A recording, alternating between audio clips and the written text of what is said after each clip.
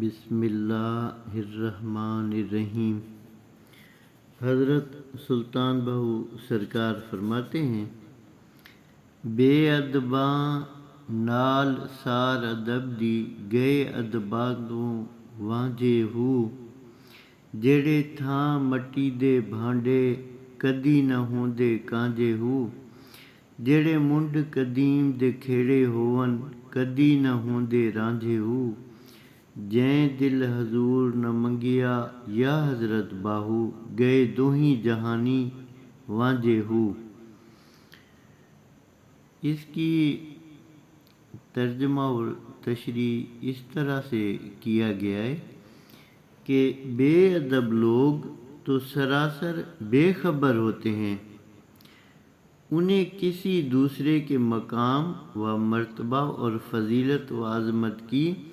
کوئی خبر نہیں ہوتی۔ ان لوگوں کو ان کی بے ادبی اور بد نصیبی کے باعث بالکل بیکار اور دین و دنیا سے یوں ہی اکارت جانے والے کہا جاتا ہے۔ بے ادب لوگ تو گستاخ ہوتے ہیں، ان کی شوخی ان کے لیے وبال جان بن جاتی ہے۔ ایسے لوگوں کی شرانگیزیاں تو فتنہ ساز ہیں، ان لوگوں پر کسی نیک بات یا پند و نصیحت کا اثر نہیں ہوتا۔ مٹی کے برتن ظروف چونکہ مٹی ہی کے ہوتے ہیں، اس لیے ان کی پاکیزگی اور صفائی ہمیشہ مشکوک ہی رہتی ہے۔ ان ظروف کو مانجھ رگڑ کر دھات کے برتنوں کی طرح صاف نہیں کیا جا سکتا، بلکہ مٹی کے برتن تو جس جگہ پر پڑے رہتے ہیں وہ اس مٹی کو جذب کرتے رہتے ہیں، اس لیے وہ جگہ صفائی اور پاکیزگی کے اعتبار سے مشکوک ہو جاتی ہے۔ وہ لوگ جو شروع ہی سے حق کے دشمن اور عشق و عاشقی سے نابلد ہوتے ہیں، وہ بغیر کسی شک و شبے کے تخریبی کردار ادا کرتے ہیں۔ وہ روح عشق سے یکسر ناواقف ہوتے ہیں، انہیں کھیڑوں کا درجہ حاصل ہوتا ہے۔ وہ حق شناس نہیں ہوتے اور اسرار اور رموز عشق الہی کی انہیں خبر ہی نہیں ہوتی،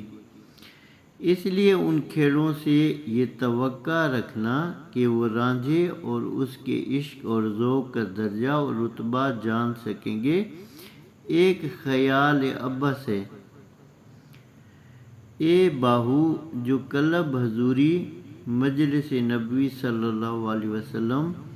اور قرب حق کا متمنی اور خواہش مند نہیں ہے،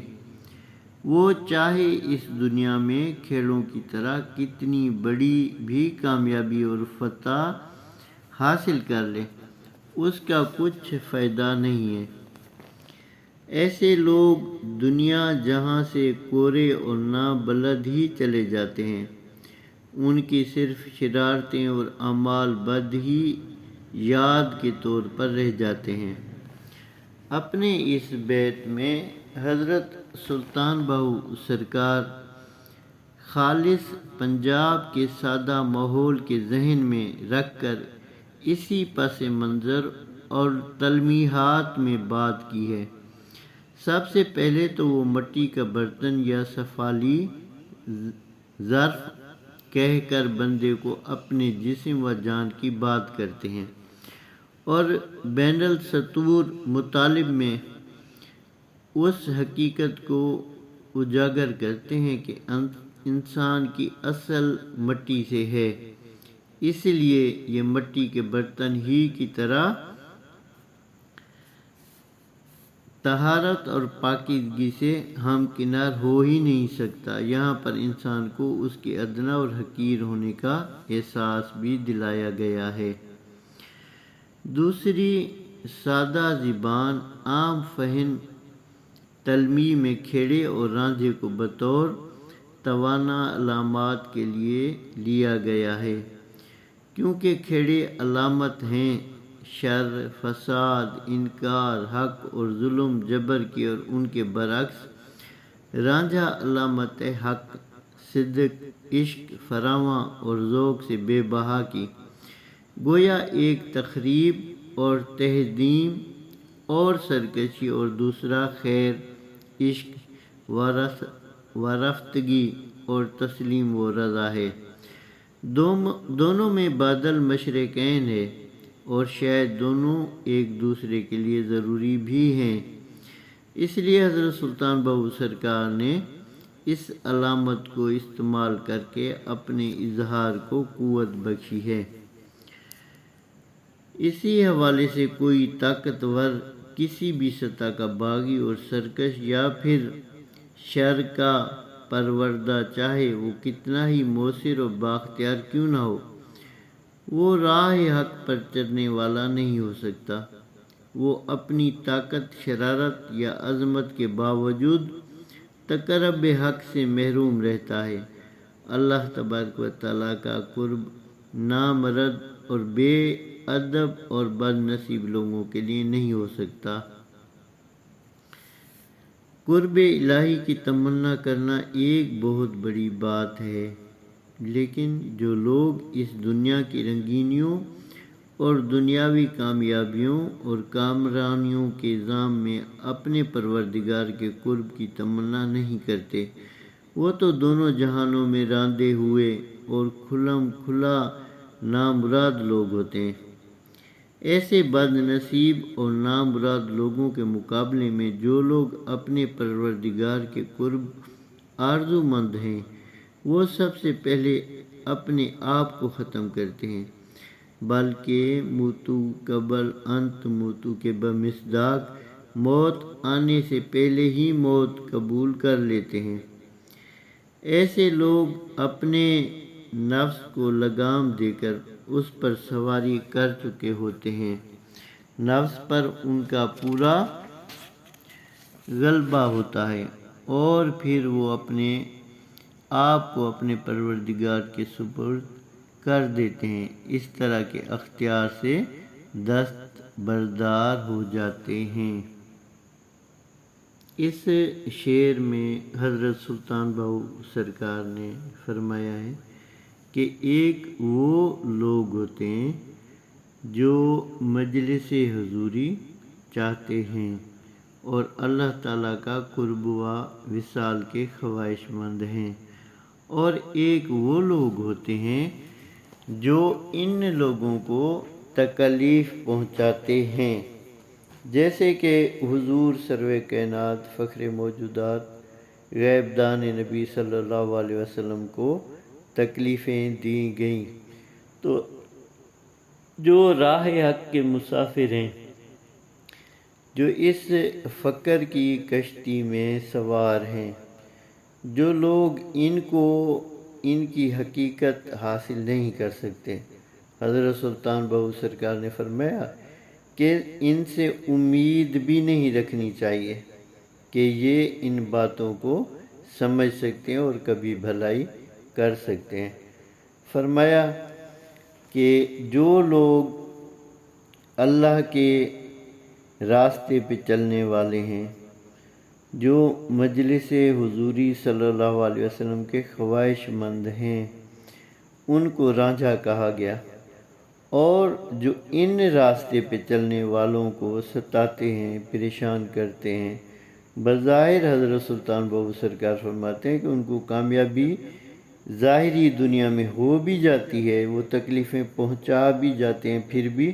فرمایا کہ ان لوگوں کے لیے یہ بربادی کا باعث ہے، ان کی یہ کامیابی نہیں ہے۔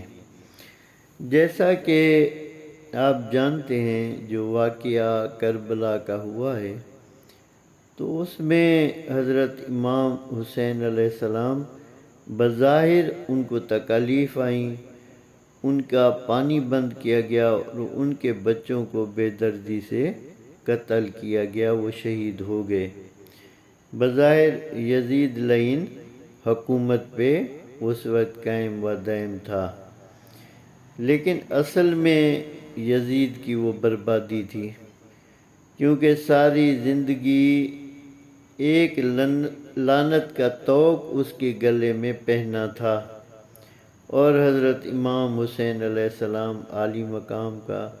سر بلند ہو گیا۔ اللہ کی راہ میں انہوں نے جو قربانیاں دیں وہ قیامت تک ان کا سر بلند رہے گا۔ حضرت معین الدین چشتی اجمیری رحمۃ اللہ علیہ بھی یہی کہتے ہیں کہ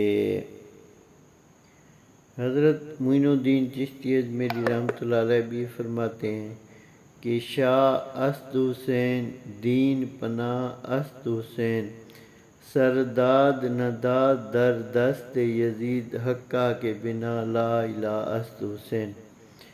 تو فرماتے ہیں کہ حضرت امام حسین علیہ السلام عالی مقام نے تو اپنا سر دے دیا، لیکن ایک ظالم فاسق فاجر کو اپنا ہاتھ نہیں دیا، ہاتھ نہیں ملایا، ان سے دوستی کا ہاتھ نہیں ملایا، لیکن انہوں نے حق کے لیے اپنی جان دے کر اپنے سر کو بلند کر لیا۔ یہ کہا جاتا ہے کہ حضرت امام حسین علیہ السلام عالی مقام جب اللہ تعالیٰ کی بارگاہ میں گئے تو اللہ تعالیٰ نے فرمایا کہ اب مجھ سے مانگ۔ تو حضرت امام حسین علیہ السلام نے کہا کہ اگر آپ مجھے کچھ دینا چاہتے ہیں تو پھر مجھے اسی جگہ پہ واپس بھیجیں، اور جو آپ کے نام پہ میرے گلے پہ خنجر چلا تھا وہ اتنا چلے کہ قیامت تک چلتا رہے۔ تو انہوں نے جو اللہ کی راہ میں قربانیاں دیں، سب کچھ قربان کر دیا۔ تو حضرت معین الدین چشتی اجمیری فرماتے ہیں کہ اگر حضرت امام حسین علیہ السلام یہ قربانیاں نہ دیتے تو آج دنیا میں کوئی بھی کلمہ گو نہ ہوتا۔ یہ حضرت امام حسین علیہ السلام عالی مقام کا ہم پہ احسان ہے کہ آج ہم ان کے صدقے، ان کے وسیلے سے کلمہ پڑھ رہے ہیں، اور یہ احسان قیامت تک امت پہ رہے گا۔ وآخر دعوانا ان الحمدللہ رب العالمین۔ اللہ تعالیٰ ہمیں حضرت سلطان باہو سرکار کی تعلیمات پہ عمل کرنے کی توفیق عطا فرمائے، اور ان باتوں پہ غور فکر اور سمجھنے کی توفیق عطا فرمائے۔